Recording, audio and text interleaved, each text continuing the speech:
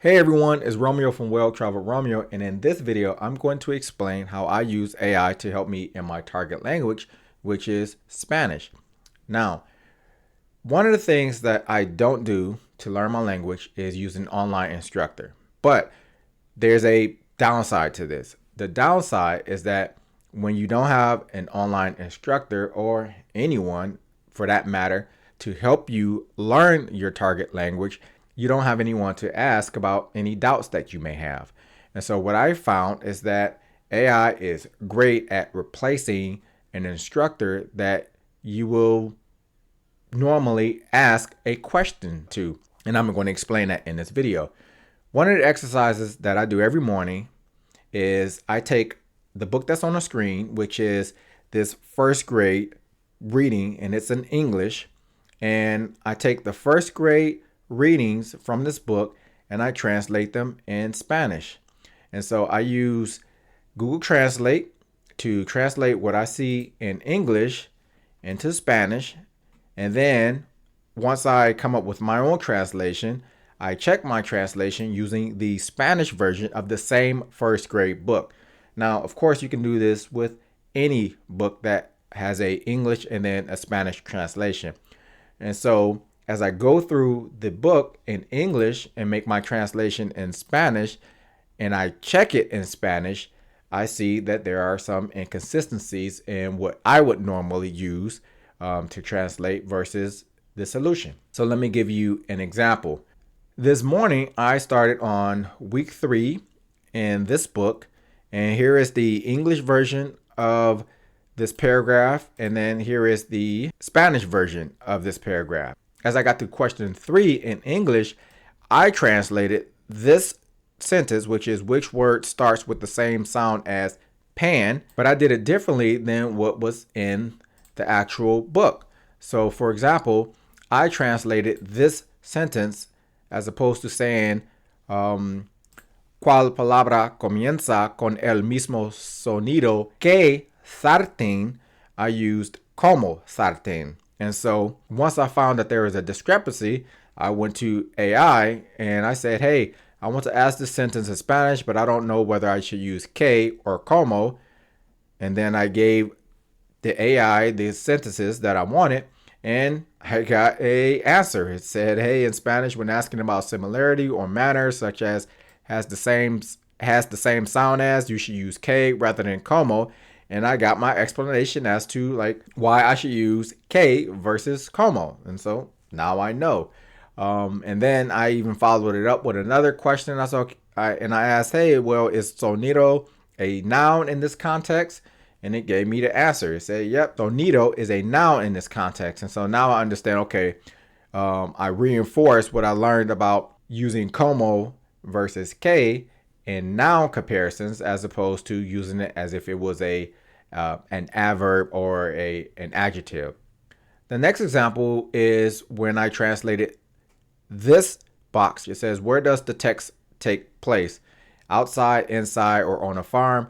And when I translated inside, I used dentro as opposed to what I saw the Spanish version translated into, which was adentro. So I went to Grok and I asked, what's the difference between adentro and dentro? And so I got my answer. It said, hey, in Spanish, adentro and dentro both relate to the idea of inside, but they differ in usage. And then it gave me a breakdown of the grammatical role, the movement versus static position, and the fact that adentro is a more general, natural way to say it.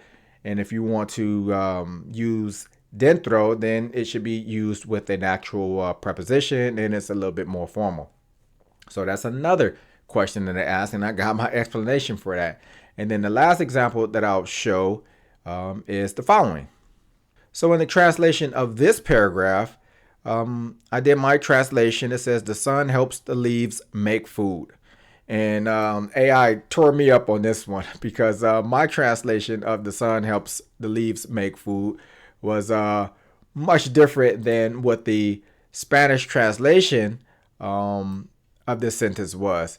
And so I went to AI and I asked, okay, where's my question? Here. I said, in this sentence, el sol ayuda a que los hojas fabrican alimento. Why can't I say el sol le ayuda las hojas fabrica alimento? So this is what I translated it as. And I noticed that the translation in Spanish was using subjunctive. And so I asked, hey, why is the first sentence using subjunctive?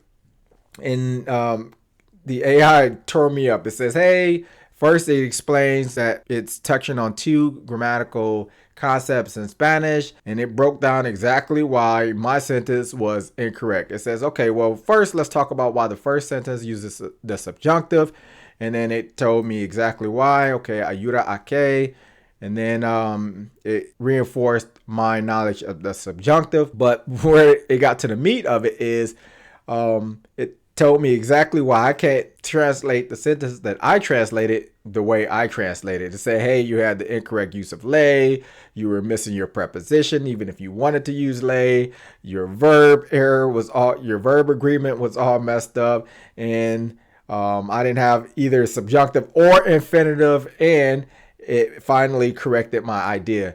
And so I thought this was like mind blowing, especially because this is what I would ask an instructor, but I'm not confident that even if the instructor had enough time to explain everything, they wouldn't explain it in this formalized way that's written in a way that I can refer to what their correction would be over and over again.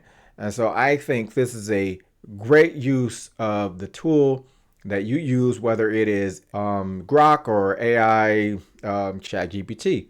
So anyway, I wanted to just create a video that gave you the meat and gave you some examples of how you can use AI to actually help you learn your target language. So hopefully this video was helpful. If it was, give it a like, give it a thumbs up, and share it with someone else so that they can have concrete ideas and examples of how they can use AI to improve their studies of their target language. And until the next video, that's all I have. Peace.